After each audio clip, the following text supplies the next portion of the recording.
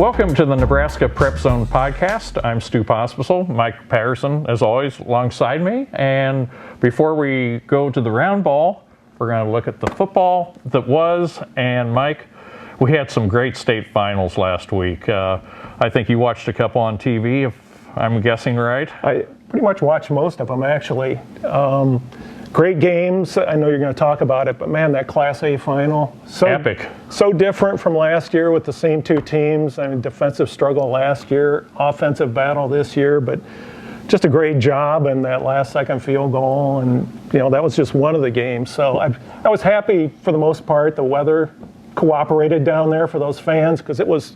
And for your friendly sports writers, too. Oh, yeah, that's true, too. It's all about us. It was bitterly cold there just a day or two before, and then it got mild, so as mild as it gets this time of year. Only about a layer and a half or 2 layers for those afternoon games on Tuesday. But let's salute the state champions. We've got Pawnee City having won 6-man out at UNK a couple weeks ago.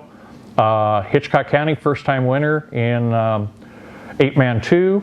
In 8-man 1, it was Clarkson Lead knocking off Lee. In C2, Norfolk Catholic went wire to wire this year. Beat Harrington Cedar Catholic 23-0 in the final. Good final in C1. We had Pierce with Ben Bramer having a fantastic game. Nebraska Pledge. The Jays defeated Aurora, which had been #1 all season in the final. Congrats to Mark Bramer and the boys up at Pierce. Class B, Bennington got the job done again. Big play right off the bat. Bennington went on to beat Omaha Gross in the finals for the first time in a decade, 38-14. And then the one people are still talking about is Omaha Westside 43, Gretna 41. Just an epic game. First quarter ends up 28-14 Westside. Gretna keeps them out of the end zone the rest of the way, as the Dragons did last year in the final at Memorial Stadium. But Westside had Tristan Alvano make 5 field goals to tie the state record for field goals any game, playoff or otherwise.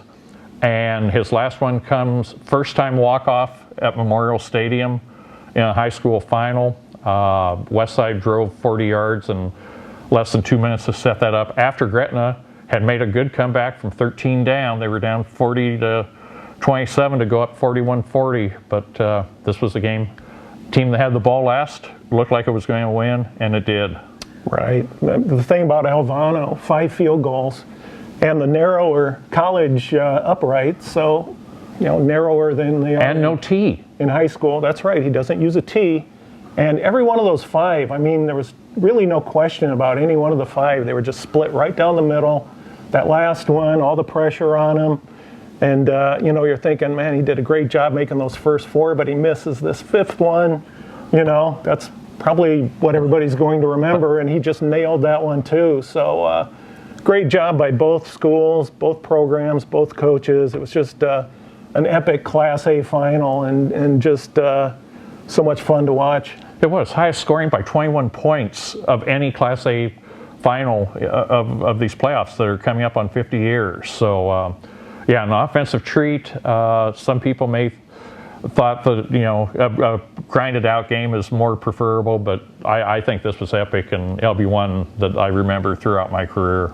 Well, they were, as we mentioned earlier, 2 such different games last year and this year, and last year really was that grinded out game, which that was a great one, and this year was totally opposite. And everybody was saying, I mean, in the first quarter it was just scoring galore, and with the 2 attacks there, I guess it shouldn't surprise us too much. Flores with Gretna and Rezacs and everybody at Westside and Alvano, the great kicker. So again, great final and very enjoyable to watch. Easy to say if you're just watching it and not down there on the sideline coaching it. I'm sure it was a nail biter for everybody on either sideline. So, but props to both programs. Well, and congratulations to you once again. Yes, Mr. Patterson has taken down the football guy over volleyball.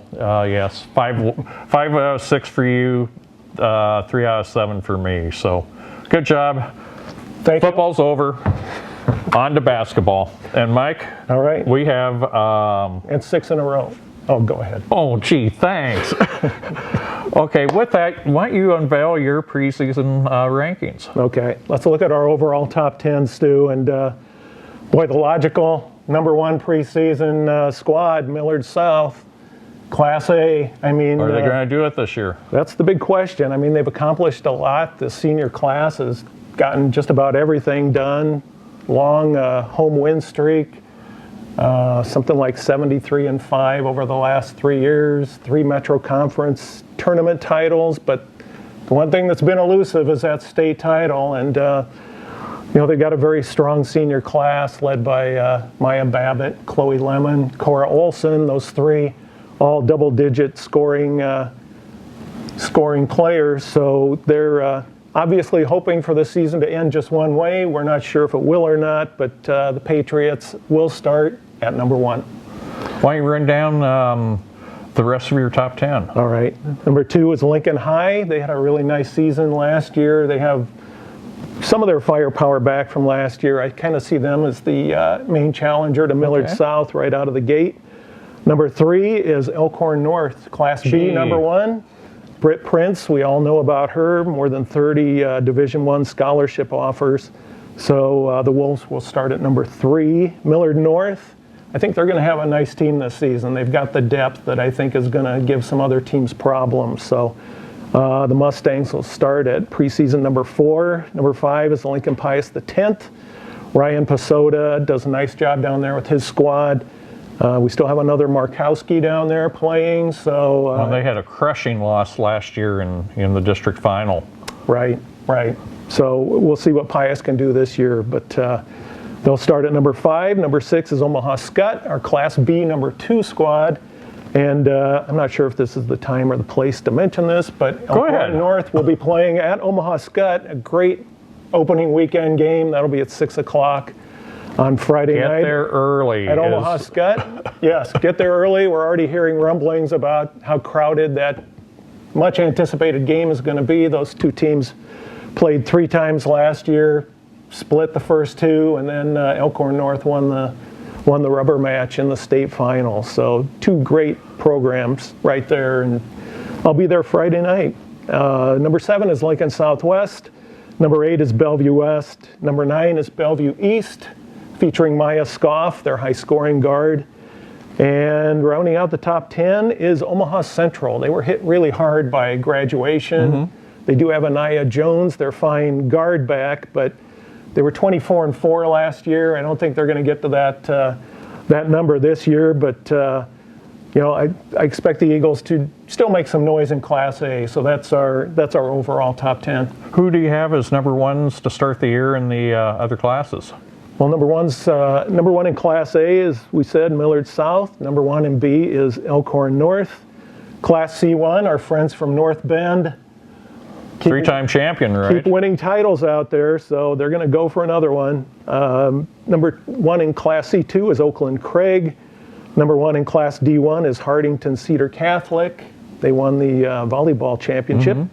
And Class D2 is Shelton. They had a very good volleyball team, and they're going to have a good girls basketball team. So those are our number 1s. Good cycle of athletes at Shelton and North Bend and Oakland Craig. They could meet a couple times before going into their own classes, and you may have to see 1 or 2 of those because there's some athletes on those 2 teams. Yeah. Interesting team number 2 in Class C1 is Bridgeport. So moving up from C2, and I think they could be challenging North Bend for C1 supremacy. The sisters out there, Loomis Goltel, going to be very tough, high scoring. One's a junior, one's a senior. And the senior's going to Colorado. She signed with Colorado earlier this month, or in November. I guess this will air in December. But they're coming to Kearney on January 7th, and I think one of us will probably be there to see them play. They are fun to watch. We saw them at state last year. Right, and I think that taste of state might make them just a little tougher this year. So we'll see how that pans out, but I think that's one of the storylines in Class C1 this year. Give us a handful of players to watch. Oh boy, there's so many. I mentioned the 3 from Millard South. They're always fun to watch. Boy, I hate to kind of single people out. I mentioned Anaya Jones. She's a really fun guard to watch, and the sisters from Bridgeport and Caitlin Emanuel from North Bend. They have a never-ending supply of Emanuel sisters out there, like and that's probably why they're nailing down so many championships. But several generations of Emanuels out there. So I mean, it's a rich tradition of Tigers in that town. we should mention, Stu, that Taylor McCabe has moved on from Fremont, the All-Nebraska selection. I think she finished maybe number 5 career scoring points. All class, yes. And so she's moved on to Iowa, but Fremont lost a player to Elkhorn North as far as a transfer, and so that's going to make Elkhorn North tougher. Scott picked up a player from Blair named Ladwig, who's very good, and that's going to make the Skyhawks even better. So, as we said, it kind of is making that game on Friday night even more interesting. Oh, certainly. That's just a few of the players that we're going to keep an eye on this season. Okay, well, I'll start our boys basketball preview with our players to watch, and the list starts with Josiah Doetzler from Bellevue West, Creighton signee in November. He has the possibility of being able to play in 4 state title games. He actually helped fuel the comeback against Millard North 3 years ago, and as a freshman, and Millard North got the revenge games the past 2 years. Now Josiah can take the Thunderbirds to a second title and 4th state appearance, 6'3" guard. I remember him stepping up. That was 3 years ago. That was. Time flies because... well, that was the pandemic finish, remember? I remember that game like it was yesterday. It was just, oh my gosh, that unbelievable rally by the Thunderbirds. From 14 down to a 2-point win in regulation in the last 4 minutes. The state's other known Division I signee is Jake Brock from Omaha Skutt. He's headed to South Dakota. He's a 6'8" senior, 6'9" senior. He's one of the better big men in the state, and we'll see where I put the Skyhawks in just a minute. But Connor Milliken from Platteview, he's got a chance, Mike, to take down one of the state's hallowed records this year. State career scoring. He's over 1,900 points. The state record's 2748 by Bill Holliday of Wilsonville, set in 1960. And Connor, if he averages about 30 points a game and they go deep into the state tourney, he could take down Bill Holliday at the state tournament. As soon as you said Wilsonville, that told me that probably is a record that stood for a while. So 1960? 1960. Wow. You were born, I wasn't. True. Just barely, yes. And then around the metro, Landon Porkowski from Gretna is going to lead the Dragons this year, again along with Alex Wilcoxon. They're now sophomores.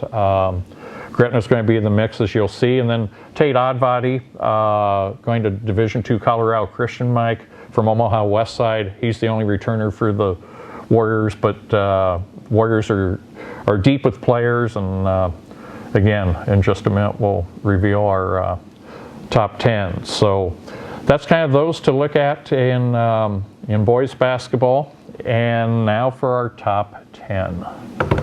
Who do you think number 1 is? Cheat. I'll say Bellevue West. You are correct, sir. Again, Josiah Doetzler and company going for a 4th appearance in the state final. They return Jaden Jackson and big man Jacob Barope, who's going to have a slow start. He went out for football this year, got hand and foot or leg injuries. He's going to, or back injury. He's going to be slow coming back.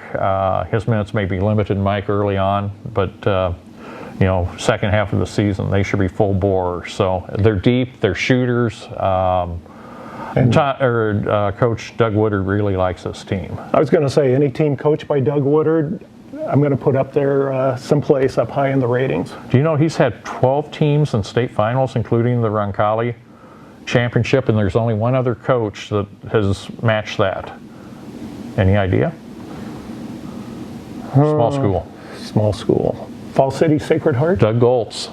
also with 12. So Wow. who's going to get lucky 13? We'll see, because Sacred Heart's in the mix in Class D2 this year as always. So Gretna number 2 again, Porkowski, Wilcoxon and company. Brad Feakin, good to see that he's going to be back on the bench. He's putting up a courageous fight with cancer, and it'll just be a joy to see him next to Bill Hurd on the bench. I remember seeing Brad at state last year, and it was great to see him on the bench. And it looks like they might make it back to state again this year if the Dragons are as good as you think they are. So we'll keep an eye on Gretna. Number 3, Westside again, Tate Oddbody with a deep rotation coming back. They lose 4 starters from last year, but football season, they've got athletes there, and they're going to be right up there at the end. Miller North, 2-time defending state champion, has a couple of role player starters, Elijah Gaith and Neil Mosser coming back. They've picked up a couple transfers. First year coach Mike Etzemiller is pretty optimistic that they're not going to be at the level that they were with Hunter Salas and St. Thomas and Jason Green, who's at Creighton now. But they're going to be in the mix. This is not. We were on such a high cycle the past 2-3 years. This is going to be a more normal type year. I think it's going to be more even. I see that it's going to be a race. I think Bellevue West is going to be there in the end. Who gets there with them? I can't tell you right now. I think some of those state tournament games that Hunter Salas was playing in and Chucky Hepburn was playing in, and the big game that Prep played that one year. Right. I mean, they're going to be talking Luke about Jungers, who's making an impact early at UNO. Yeah, they're going to be talking about those for years to come. Exactly, much like that football game. Speaking of Prep, they check in at number 5. A lot of depth, not many starters back, but Josh Lukey's going to have a team put together. And then, is this the year that Lincoln basketball gets its footing back? Because it's been since 2009, Mike. A team from Lincoln's been in a state final. Been since 2003 that a Lincoln team, and that was Lincoln High, won a state title. Long drought for the capital city. Liking to try and break that. Number 6, Lincoln Southwest. Number 7, Lincoln Southeast. Southeast comes and plays Westside on Thursday night in one of our games that we're going to be paying attention to this week, and see how those two fare. You know what happens if Lincoln Southeast gets back to the state tournament? Their band is going to be there. So you're pulling. If you can pull for a music program, it's Lincoln Southeast, right? I was going to say I enjoy all the bands, but that Southeast band has always just kind of held a special place in my heart, just because they do such a great job. And I can remember covering a game down there at Southeast where people would show up early to hear the band. They'd stay late after the game to hear the band. So. It's tough for interviews, though, when the band plays 10 minutes afterwards. That's true, but, if it's Southeast... If it's Southeast, we can live with it. I can handle it. Rounding out the top 10, Elkhorn South, new coach J.J. Zumbrennen has the Storm ready to go. Alec Noonan, Maverick Noonan's brother, is the top returning scorer for the Storm. Omaha North checks in at number 9, and Papio South number 10. Maverick doesn't play basketball? No. Well, he could really clear out that lane. Yes, he could. Alec is a little different build than his brother, okay. But Omaha Skutt heads our Class B preseason top 10. Wahoo leads C1. The other number 1s, Freeman in C2. North Platte St. Pat's, the defending champion, in D1. And another defending champion, Lincoln Park View, in Class D2. So we tip it off on Thursday night. Where are you going to be? Thursday night, I am going to be at Fremont, the defending Class A champion. Like I said, they don't have Taylor McCabe anymore. But Millard North is going to be playing at Fremont. That is Thursday night. And then Friday night, if I can get in the gym, I will be at the Elkhorn North Skutt game at 6 o'clock. So, well, show up early, grab a hot dog.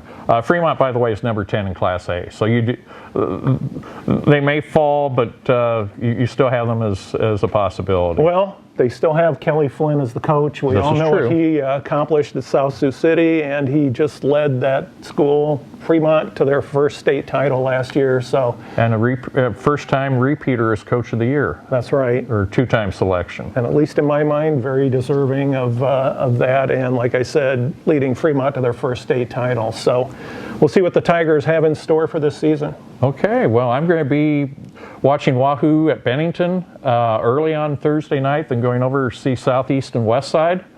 I've got a previous engagement on Friday night, Saturday. Probably catch 3 games. Got the OPS Jamboree semifinals up at New Omaha Westview at 1:30 and 3:15, and then catch a pod tourney final either at Prep or Bellevue West. I know you love those pod tournaments, Mike. And then on Monday night, the OPS Jamboree final. The 2 survivors from Saturday will be at Burke at 7:15 after the girls play at 5:30, and that will take us to next week. I wouldn't mind those pod tournaments, but on Saturday, nobody knows where anybody's playing. I've even had coaches ask me, where the heck are we playing? So it's a little bit confusing for sports writers, fans, players, coaches, but I know it's kind of a necessary evil. Here's the good thing now is they take a day off. They play on Thursday. On Friday, we can get where they're playing, and they know where they're playing and who they're playing, because they're not playing on Friday, they're playing on Saturday. So they have worked that part out. Okay. Give us an extra day to try to figure it out.